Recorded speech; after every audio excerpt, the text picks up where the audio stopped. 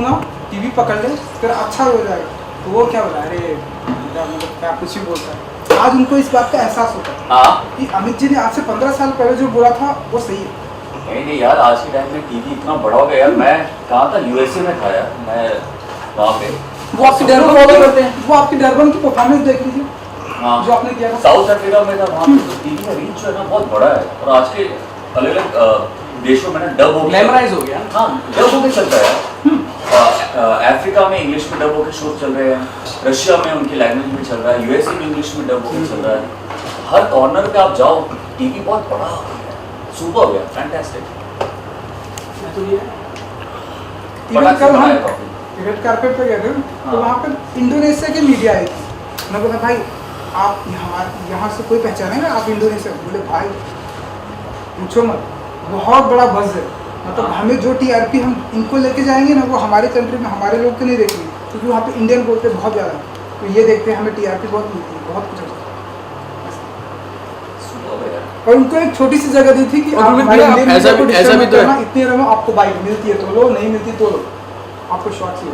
उनको actual culture बहुत पसंद है। लेकिन एक चीज़ आप देखिए कि जितने भी रियलिटी शोज बाहर होते हैं उन सबका एक एक कॉपी है हमारे पास। केबीसी ले लीजिए आप, खतरों के खिलाड़ी ले लीजिए, फियर फैक्टर जो पहले आता था, ये थोड़ी मुझे पचती नहीं है चीज़ की, खुद का कुछ नहीं है। अब इतना ग्लैमराइज हो गया है सास बहू, क्योंकि ये भी देखते हैं सब अपने जितनी मम्मी हैं बहनें, बाहर के भी लोग रिलेट कर पाते हैं, चाहे वो कनाडा में बस गए हो इंडियंस। तो बड़ा इसीलिए हो गया कि तरह तरह की वैरायटी है, रियलिटी शोज भी हैं, सिंगिंग ऑडिशन हो रहे हैं, लोग काम कर रहे हैं यार। ये एक ऐसी इंडस्ट्री है जहाँ पे एक से एक जुड़े हुए हैं सब लोग। पहले न्यूज़ आपके अलग अलग यूनिट्स होते हैं, रोज नहीं कर रहे हैं। हाँ, पहले ये मीडिया में सिर्फ लहरें चल रहा था। लहरें, हाँ यार, लहरें की आज की वीडियोस देखो यूट्यूब पे, रेट्रो लहरें, हाँ सुपर है ना। पुराने पुराने इंटरव्यूज देखेंगे। होटल किया अपने टीवी में तो एडजस्ट कर रहा था। अच्छा, जब हम ये आपका सागर से वाला जो होता था, हाँ, वो वाले तो स्टार्ट वो टाइप इस टाइम का उस टाइप देखा था लहरें में बाजीगर का एक इंटरव्यू चल रहा था, शाहरुख का। प्रीमियर प्रीमियर था या set on location they were shooting. अच्छा, बड़ा वाला जो मोबाइल फोन, हाँ बड़ा वाला जो फोन होता था जो हमारे घर में होता था, बटन दबाते थे। अच्छा, लैंडलाइन। हाँ, तो प्रॉपर बात हो रही थी, प्रॉपर, और वो कैमरा आई शाहरुख खान ने, और बातें कर रहे थे अच्छे से, तसल्ली से, हम आपके बहुत बड़े बना, अच्छा और ये ऐसे आप देखना वो वीडियो बहुत अच्छा है। और 2007 में ये भी रेट्रो ही लगेगा, ये भी हम कर रहे हैं। पहले लेटर्स आते थे ना फैंस के घर पे पहुंचना, लेटर्स ये सब। ब्लैक कॉफी लेना, अरे हम इसके फैन, इसको लॉन्च करो, ऐसे करो, ऐसा है। इवन शोज का जो भी जैसे बीच में रैप अप हो जाते हैं तो लोग डालते हैं, पता है। हाँ है ना, हाँ यार। अभी तक उसमें मैं एक इंटरव्यू देख रहा था फेसबुक पे, बीइंग नवाजुद्दीन करके, उस पे नवाजुद्दीन अपने मैसेज पढ़ते थे अपने लिए। एक फैन ने लिखा था कि आप जब हीरो बन गए, अब मेरा दूध वाला, चाय वाला और जो भी अपने आप को हीरो समझता है, क्योंकि आप बन गए। तो नवाजुद्दीन सेठ के ये तो अच्छी बात है, ये तो अच्छी बात है कि हर आदमी आगे बढ़ना चाहता है, क्योंकि एक चाय वाला, चाय बेचने वाला हमारा प्रधानमंत्री बन सकता है, तो क्यों नहीं, ये क्यों नहीं। वो नवाजुद्दीन है, मतलब नवाजुद्दीन अपने को यूँ करते हैं, लो मार लो, हाँ ऐसे कर लेते हैं यार, ही सो टैलेंटेड यार, सो टैलेंटेड। और एक कहते हैं ना कि ज्वालामुखी का हीरा तपा हुआ है, वो 20 साल तपा है। लगा एक्टिंग बेस से उनका जो टैलेंट है, अपनी एक्टिंग से वो इतना आगे निकल आया है। हम लोग, मुझे याद है कि मैंने रामायण भी नहीं किया था, हम लोग बहुत पहले किसी फ्रेंड, कॉमन फ्रेंड के वहाँ पे मिले थे, घर पे बैठे हुए थे, तब नवाज कुछ मतलब एक्टर, मतलब थिएटर करते थे, की बात हो रही थी, वो टेलिंग मी कि मैं लगा हुआ हूँ, कुछ अलग एक्टिंग है, कुछ अलग नेचुरल एक्टिंग, वो बहुत बिलीव करते हैं ना नेचुरल एक्टिंग का, उसमें बहुत लोगों को पसंद नहीं आता, किसी को पसंद आता है, बस करना है, लगा हुआ बस हो जाएगा एक दिन। सनम रेनोवेट करके रखते हैं। हाँ, सनम के सॉन्ग्स बहुत अच्छे थे यार। इवन नीरजा को बहुत अच्छा बोला। हाँ, नीरजा अच्छा वो है नहीं है। यार, देख नीरजा अलीगढ़ किसके बैक टू बैक उन्होंने राजकुमार को लिया ना, पर इसमें तो शायद मनोज वाजपेयी बाजी मारा। मनोज वाजपेयी यार कमाल एक्टर है। इनफैक्ट कितना डिफिकल्ट होता है कि डायरेक्टर के लिए 85, 86 की स्टोरी दिखा रहे हैं, वो सारा कॉस्ट्यूम, घर का सेटअप अलग होता था ना। उन लोगों ने जो एक्सपीरियंस उनका था, जो उसी टाइम पे फंसे हुए थे, उनके कन्वर्सेशन से लिया हुआ है तो जो हुआ है एक्चुअली वैसा सबसे इंटरव्यू लिया कि क्या हुआ होगा। रिसर्च, हाँ, पूरा रिसर्च पे ये अलग कुछ मन से नहीं, थोड़ा सा अपना एंटरटेनमेंट लिबर्टी होगा तो होगा, पर उसमें तो नहीं रखा होगा। उसमें यह बहुत ऑथेंटिक और बहुत इसकी या कॉस्ट्यूम ही पूरा बदल गया है वैसा, लेकिन जो फील है वो रखा है। घर का सेटअप अलग होता था पहले, एक हॉल में लोग घर में एक ही डाइनिंग टेबल भी लगा हुआ है, सोफा लगा हुआ है, सुपर्ब ना, देख अच्छी लगी ना। तो देखना यार, फ्राइडे को 4.6 CR का वो था ओपनिंग का, एंड सैटरडे को 7 सीधा 7 यार। और आज संडे तो आज संडे तो टोटल बोल रहे हैं टेक ऑफ कर लिया। हाँ।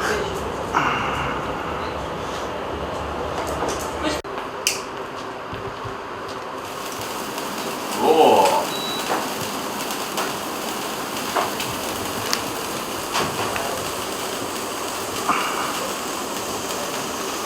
रमेश काफी लिया।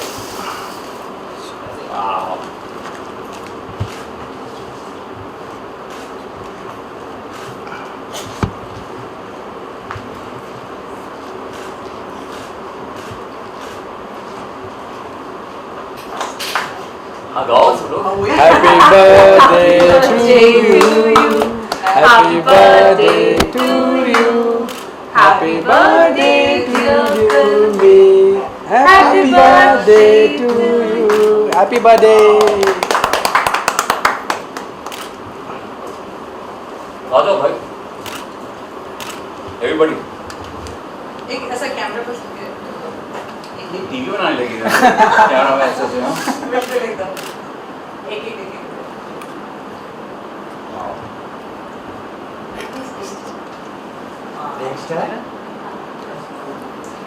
Dexter is looking at you for the cake. अच्छा डेक्स्टर को बुला देता हूँ।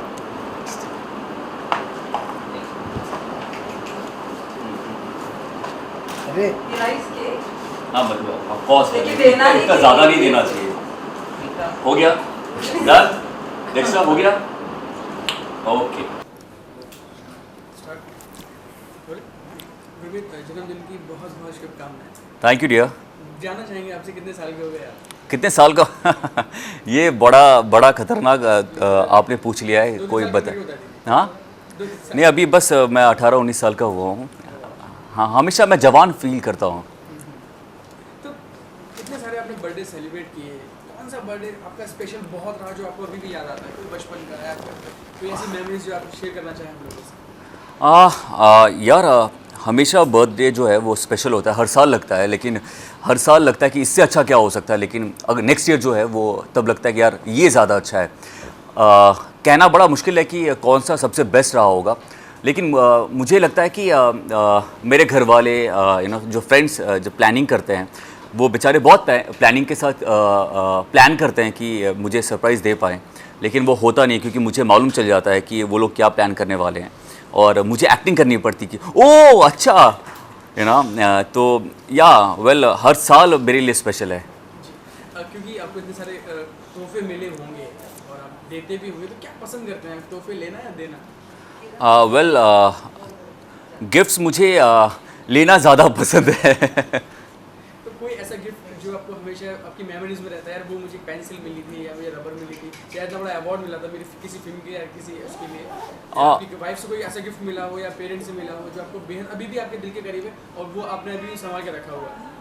वेल घर वाले जब भी फ़ोन कर देते हैं या मिलने आ जाते हैं, उससे बड़ा गिफ्ट क्या हो सकता है। लेकिन मैं एक चीज़ ज़रूर कहूँगा कि जो मेरे फैंस हैं वो हर साल कुछ ना कुछ यूनिक करते हैं, कुछ हटके करते हैं, गिफ्ट्स देते हैं, उसमें मेहनत करते हैं वो लोग और हर साल कुछ ना कुछ ऐसी चीज़ देते हैं, या उनके जो लेटर्स होते हैं वो पढ़ने में जो मज़ा आता है वो अलग ही बात है।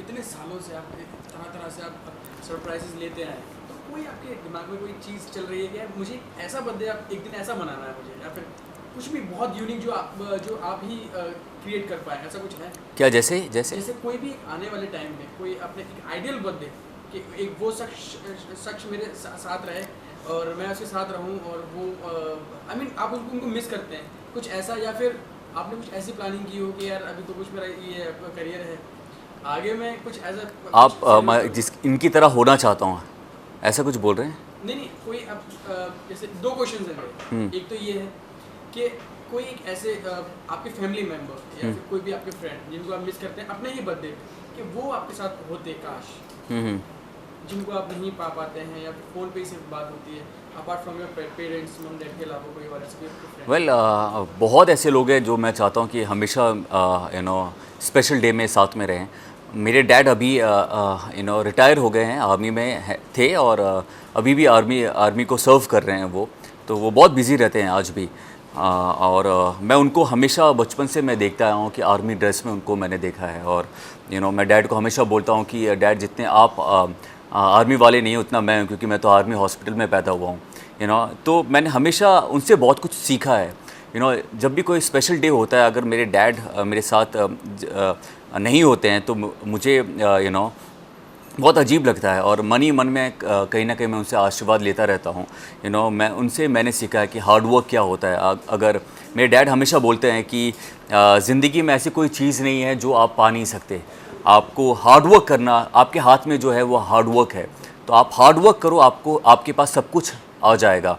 तो मैं उसमें बहुत बिलीव करता हूँ। मेरे फ्रेंड सर्कल में, मेरे दोस्त, इंडस्ट्री में बहुत लोग जानते हैं कि गुरमीत मेहनत करता है, और मैं ये बिलीव करता हूँ। मैंने ये अपने आँखों से अपने आप में देखा है कि मेहनत से मैं यहाँ तक पहुँचा हूँ, और इसमें सबसे बड़ा श्रेय जो है वो मेरे डैड को जाता है। और ऑफ कोर्स जब भी कोई स्पेशल डे होता है, जब मैं डैड को अपने बहुत मिस करता हूँ और उनको फ़ोन पे बात करता रहता हूँ कि आज ऐसा हुआ वैसा हुआ। क्योंकि आपकी जर्नी इतनी आगे आ चुकी है, तो किसको अपना श्रेय देना चाहेंगे कि आप उस बंदे की वजह से मैं आज जो कुछ भी हूँ उसकी वजह से हूँ, अपार्ट फ्रॉम योर पेरेंट्स? क्योंकि मॉम डैड तो होते ही, उनके अलावा कुछ भी चीज़ पॉसिबल नहीं है। कोई आपकी जी वेल मॉम डैड तो उनके बिना तो मुझे लगता नहीं कि मैं आज यहाँ तक पहुँच पाता।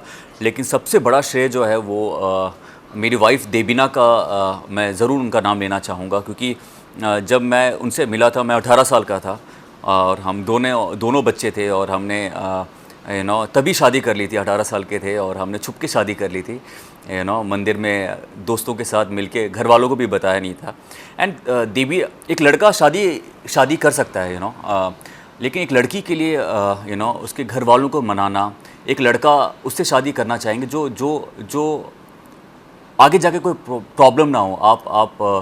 आपको लड़की को देने के लिए सब कुछ हो, घर हो, गाड़ी हो, सब कुछ हो। लेकिन देवीना ने तब मुझसे शादी की जब मेरे पास कुछ भी नहीं था, मैं 18-19 साल का था और बॉम्बे में नया आया था। वो जो विश्वास देवीना ने मुझे दिया है, और मुझे लगता नहीं उसके बाद मैंने कभी पीछे मुड़ के देखा, और उनका जो सपोर्ट रहा है वो बहुत ही ज़्यादा रहा है, और मैं उनको बहुत परेशान भी करता रहता हूँ।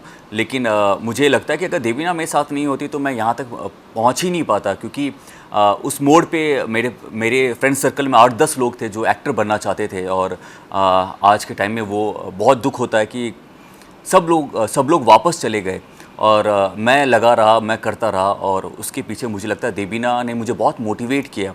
और मुझे लगता है कि यहाँ तक पहुँचने का सबसे बड़ा श्रेय तो ऑफ कोर्स मैं देबीना को भी देना चाहूँगा। कहीं बाहर जाते हैं तो कितना मन मारना पड़ता है खाना खाने के लिए? यार हमारा तो यही पंगा है, हमारी तो रोज़ी रोटी है, रोज़ी रोटी के लिए करते हैं, और रोटी नहीं खा सकते, वैसा है। लेकिन अच्छा है ना यार, हमारे एज में मुझे लगता नहीं 25 साल के बाद भी जो इंडस्ट्री के जो लड़के नहीं होते हैं, वो आप उनको देखो और आप हमसे कंपेयर करो, हम हमेशा एक्टिव आपको दिखेंगे, फिट दिखेंगे। क्योंकि आपने इतनी प्यारी बात हमसे एक छोटी सी कहानी बताई है देबीना और अपने बारे में, तो जानना चाहेंगे आपसे कैसे मिले, पहली मुलाकात कैसे हुई, किसने पहले बात छेड़ी, किसने प्रपोज किया, प्लीज़ बता दीजिए। यार सारी दुनिया को मालूम है कि हम लोग कैसे मिले, मैं और देबीना कैसे मिले, और शादी कैसी हुई, और कहाँ यहाँ तक कैसे पहुँचे। इन शॉर्ट अगर मैं बोलूँगा तो ये बोलूँगा कि कहते हैं कि आप जो भी बोलते हो ना वो सच हो जाता है, तो इसलिए सोच समझ के बोलना चाहिए। लेकिन मेरे केस में बिल्कुल ऐसा हुआ। एक दिन हम एक कॉन्टेस्ट में थे, मैं देबीना को ज़्यादा जानता नहीं था, वो डिनर कर रही थी और उनकी बगल वाली जो सीट है वो खाली थी, तो मैं आया और मैं बैठा और उनसे फ्लर्ट करने लगा, और मैंने कहा कि मैं तुमसे शादी करूँगा, मेरे घर वालों को मैं पटा लूँगा, तुम्हारे घर वालों को भी मैं पटा लूँगा। मैंने बोला, पता नहीं क्यों बोला, और 5 साल के बाद शादी भी हो गई, ऑफिशियली जो हमने शादी की। तो कहने का ये है कि आप जब भी कुछ बोले सोच समझ के बोले, लेकिन मेरे लिए ये है कि मैंने जो बोला वो अच्छा वो मैंने बोला, ताकि मैं देवीना से शादी हमारी शादी हुई। एंड हम दोनों की लव स्टोरी बड़ी अजीब है। एक छोटे शहर का लड़का जब मुझे उनको एक रेड गुलाब देना था, तो मुझे जब मैं गुलाब लेके गया देवीना को देने के लिए तो उसमें खुशबू गुलाब की नहीं आ रही थी। तो गुलाब जल होता है, तो दुकान में मैंने कहा गुलाब जल है, तो उसमें गुलाब जल डाला, खुद भी गुलाब जल मैंने अपने शरीर पे भी डाला, कपड़ों में डाला और देवीना को गुलाब देने गया। तो Devina she is like very move hurt उन्होंने बोला, अरे इसमें गुलाब जल की खुशबू आ रही है, तूने गुलाब जल डाला है क्या? तो हमारी लव स्टोरी ना बड़ी क्यूट सी और अजीब सी है, क्योंकि मैं बिलीव करता हूँ जो दिल में जो आए वो बिंदास करो, और देवीना जो बिलीव करती है वो थोड़ी उसको सरप्राइज़ पसंद नहीं है, उसको सरप्राइज़ दो तो उसको बता के दो। तो मैं ये इसलिए लड़ाई होती है कि यार सरप्राइज़ कैसे बता के दिया जा सकता है। मैंने एक बार बैंड बाजा बैक रोड पे, लोखंडवाला बैक रोड पे मैंने अरेंज किया, करीबन 20-25 बैंड बाजा वाले आए और देवीना का बर्थडे था, और मैं उनको वहाँ पे लेके गया, उनको कन्विंस किया, और रात को 12 बजे, आप सोचो रात के 12 बजे 20-25 लोग ड्रेस में बैंड बाजा वाले अगर बजाए, और बैक रोड तो में ऐसा होता है कि आप बहुत सारे लोग आ जाते हैं, पुलिस वाले आ जाते हैं, तो वो अरेंज मैंने किया और देवीना को लेके आया। और जब देवीना के साथ मैं एंटर किया, मुझे खुद शर्म आ गई, मैं वापस गाड़ी में बैठ गया कि जब उन्होंने बैंड बाजा बजाना स्टार्ट किया तो थोड़ा कॉमेडी हो रहा था। बट वो छोटी छोटी चीज़ें हैं जो हम दोनों के रिलेशन में बहुत मैटर करती हैं। तब पैसा नहीं होते थे, तो हार्ट शेप के बैलून थे जो कि मैंने खुद 150-200 थे, खुद फुला के मैंने घर पे बिछा दिए थे। देवीना को वो बहुत पसंद आया था। तो हमारी लव स्टोरी बड़ी क्यूट है, बड़ी प्यारी है, और हम जब भी बैठते हैं मैं और देवीना तो बहुत याद करते हैं। In fact I would say she is like my best friend. I mean हम लोग एक दोस्त की तरह हैं।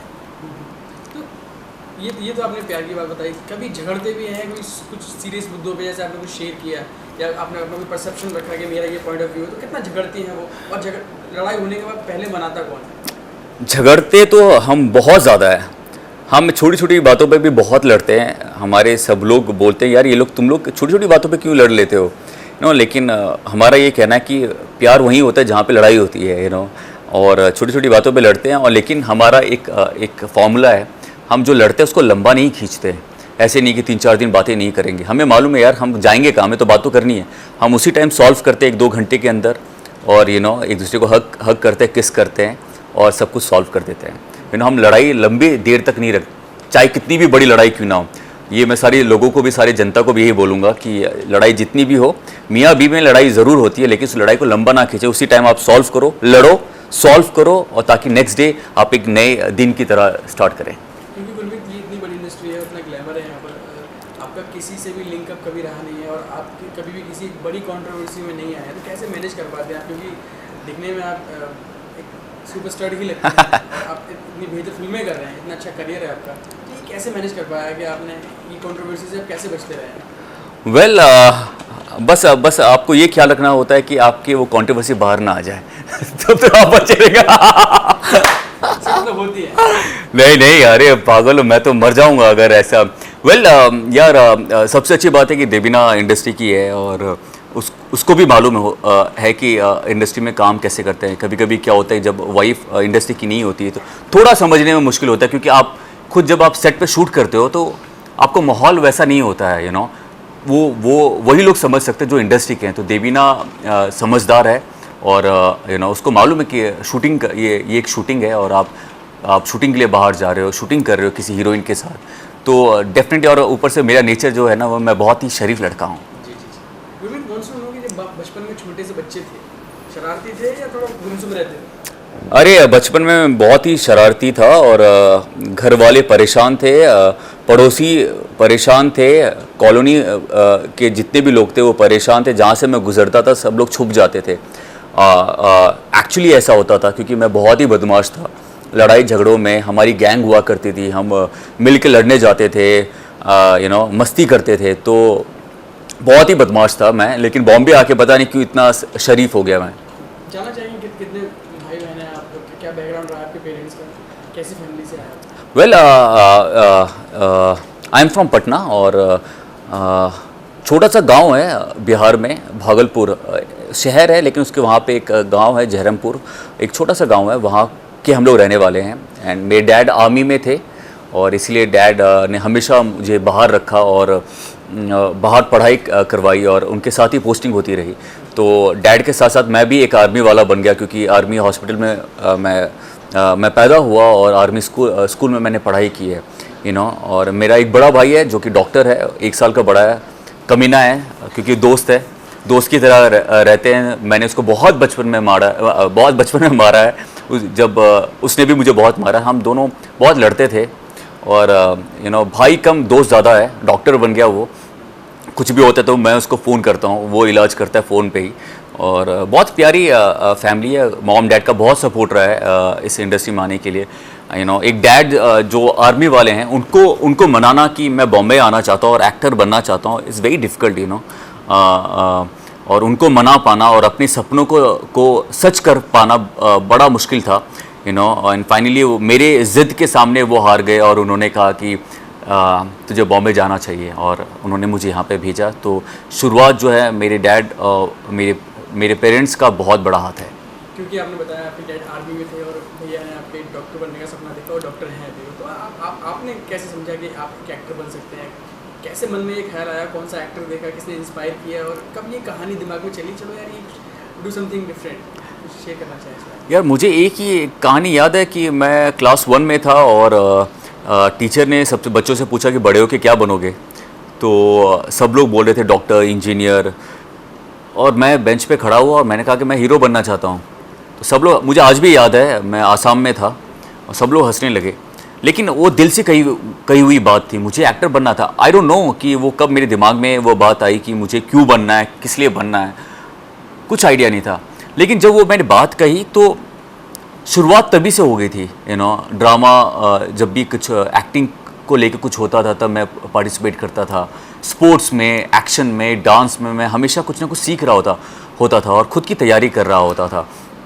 और मैं शाहरुख खान का बहुत बड़ा फ़ैन हूँ और हमेशा मैं दिल खोल के मैं बोलता हूँ कि मैं उनका बहुत बहुत बड़ा फ़ैन हूँ। और जब भी, आज भी जब मैं लो फील करता हूँ तो मैं बैंड स्टैंड जाता हूँ और उनका बंगला देखता हूँ और मुझे एक ऐसी एनर्जी आती है कि शाहरुख खान दिल्ली के, और वो दिल्ली के थे और किस तरीके से उन्होंने मेहनत की और यू नो आज वो इस सदी के सुपरस्टार है, यू नो। मैं उनको बहुत फॉलो करता हूँ और आई मीन वो मुझे इंस्पायर करते हैं, यू नो, आगे बढ़ने के लिए। तो उन्होंने बहुत वो ताकत दी कि सपने सच हो सकते हैं, यू नो। और आज मैं अपना सपना पूरा कर रहा हूँ।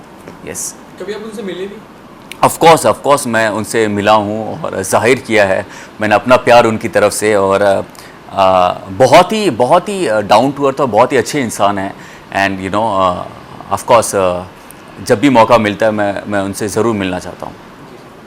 गुरमीत, जानना चाहेंगे आपकी, जैसे आपने अभी खामोशियाँ की मिस्टर एक्स, तो अभी क्या क्या है पाइपलाइन में और कौन कौन से बड़े प्रोजेक्ट्स आप किन के साथ काम करना चाहेंगे और अभी आने क्या वाला है? वेल विशेष फिल्म ने मुझे लॉन्च किया खामोशियाँ। एंड टीवी की जो जर्नी थी वो बहुत ही उम्दा रही, बहुत ही अच्छी रही। और टीवी ने मुझे सब कुछ दिया और वहीं से मुझे विशेष फिल्म ने मुझे देखा और मुझे लॉन्च किया लास्ट ईयर। एंड वहाँ से शुरुआत हो गई है बॉलीवुड की। बॉलीवुड में आप एक नई जर्नी है जो मैंने शुरू की है और यहाँ पे यू नो आपको बहुत सोच समझ के हर कदम लेना चाहिए। एंड अभी जो मैं फ़िल्म शूटिंग कर रहा हूँ उस फिल्म का नाम लाली की शादी में लड्डू दीवाना जी। It's very interesting, you know, जो नाम है बहुत इंटरेस्टिंग है, वैसी फिल्म बहुत इंटरेस्टिंग है।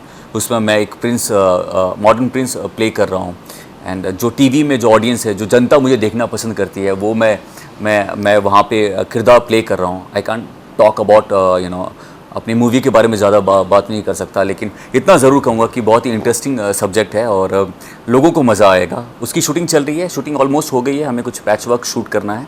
एंड 1-2 सब्जेक्ट और है जो कि मैं शायद साइन कर लूँगा और ज़रूर आप लोगों को बताऊँगा। इतना टीवी का काम करने के बाद आपको फिल्मों के लिए जद्दोजहद करनी पड़ रही है या काम अपने आप आ रहा है? वेल ब्रदर, कोई भी चीज़ आसान नहीं है। लोगों को लगता है कि बहुत ईजी है, लेकिन मैं ये बताना चाहूँगा कि जितनी मेहनत जब मैं नया नया बॉम्बे में आया था वहाँ पे तब बहुत मेहनत करता था कि मुझे एक ब्रेक मिल जाए। आज भी मैं उससे डबल मेहनत करता हूँ।